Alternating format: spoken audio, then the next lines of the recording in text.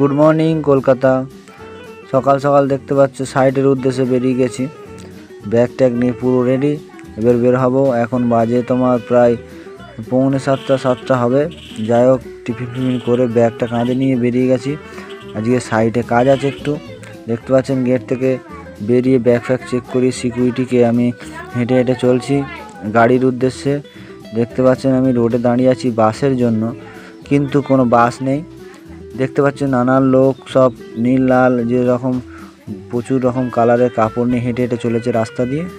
তো দেখতে পাচ্ছেন একের পর এক লোক যাচ্ছে সব হাতে কাপড় নিয়ে। কত সুন্দর একটা সৌন্দর্য মুহূর্ত দেখতে পাচ্ছেন, খুবই ভালোই লাগছে। যাই হোক, আজ মনে হচ্ছে সনাতনী ধর্মের কোনো ফেস্টিভ্যাল বা কোনো উৎসব আছে, হবে হয়তো, আমার ঠিক জানা নেই।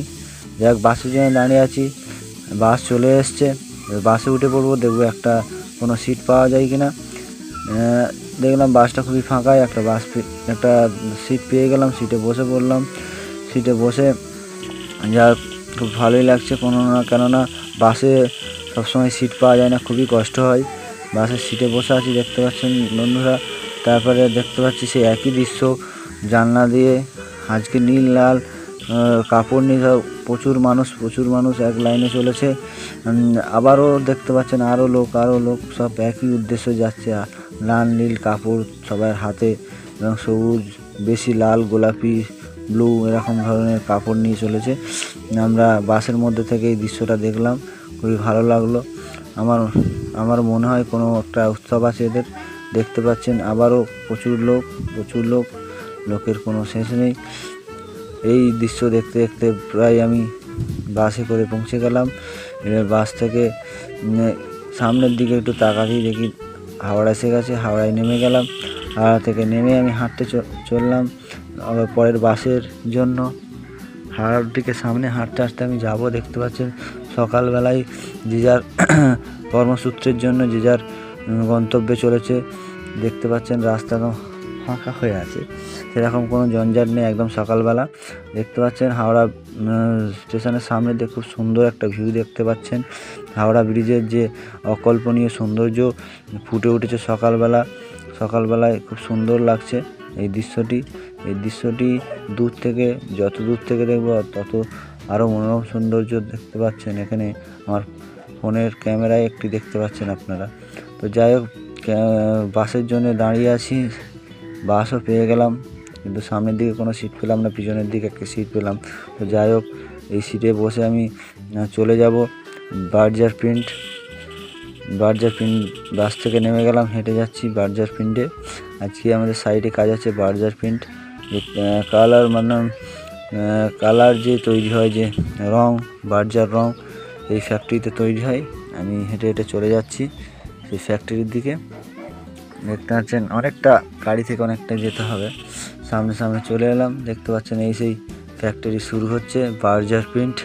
আমরা যেই রঙগুলো বাজার থেকে কিনে থাকি, বার্জার প্রিন্ট নামি দামি কোম্পানি। ভেতরে দেখতে পাচ্ছেন গেট দেওয়া। আজকে এই ফ্যাক্টরির ভেতরেই আমাদের কাজ হবে ইলেকট্রিকের। তো যাই হোক, এই গেট থেকে আমাদের এন্ট্রি নয়, সামনের গেটের দিকে আমি এগিয়ে যাব। দেখতে পাচ্ছেন আমি একাই চলে এসেছি, আরও সব মিস্ত্রিরা বা ইঞ্জিনিয়াররা আসবে, তারা দেরিতে আসবে, একটু দূর থেকে আসবে। আমি কাছাকাছি ছিলাম, তাড়াতাড়ি চলে এসেছি। আরও একজন মিস্ত্রি সামনে আছে, আমরা সেখানে যে বসবো। দেখতে পাচ্ছেন লেখা আছে বড় বড় অক্ষরে বার্জার প্রিন্টস খুব নামি দামি কোম্পানি। দেখতে পাচ্ছেন সিকিউরিটি দাঁড়িয়ে আছে। এখানে আমরা ফ্যাক্টরির গেটের সামনেই বসে আছি, পরবর্তী যারা আসবে তাদের জন্য অপেক্ষা করছি। আসলে একসঙ্গে আমরা ঢুকবো। এবং সামনেই দেখতে পাচ্ছেন বার্জার প্রিন্ট বলে লেখা আছে, খুব সুন্দর একটি কোম্পানি। দোষের মধ্যে আমার ইচ্ছা ছিল বন্ধুরা তোমাদের ভেতরে দেখাবো কীভাবে রং তৈরি হয়, কীভাবে কী হয়, কেননা ভেতরে মোবাইল ফোন কোনো অ্যালাও নেই। খুবই দুঃখিত, ভেতরে ঢুকতে পারলাম না। বাইরে থেকে যেটুকুনি পারলাম সেটুকুনি দেখালাম। এরপরে আমরা দেখতে পাচ্ছেন ভেতরে এবারে ঢুকবো। ভেতরে কিছুজন চলে এসছে, এবারই ভেতরে ঢুকবো। তারপর কাজটা করব সারাদিন। দেখতে পাচ্ছেন বন্ধু, সারাদিন কাজ করার পর তখন 3টে সাড়ে 3টে বাজে, তখন আমি বেরিয়ে যাচ্ছি। আরও মিস্ত্রিরা ছিল, তারা কাজ করছে। হোটেলে চলে এসেছি বন্ধুরা, কিছু খেতে হবে, খেয়ে তারপরে বাড়ির দিকে যাব। 3টে সাড়ে 3টে বাজে, এখনও লাঞ্চ করা হয়নি বন্ধুরা। লাঞ্চ করে বাড়ির জন্য বেরোতে একটু রাত হয়ে গেল।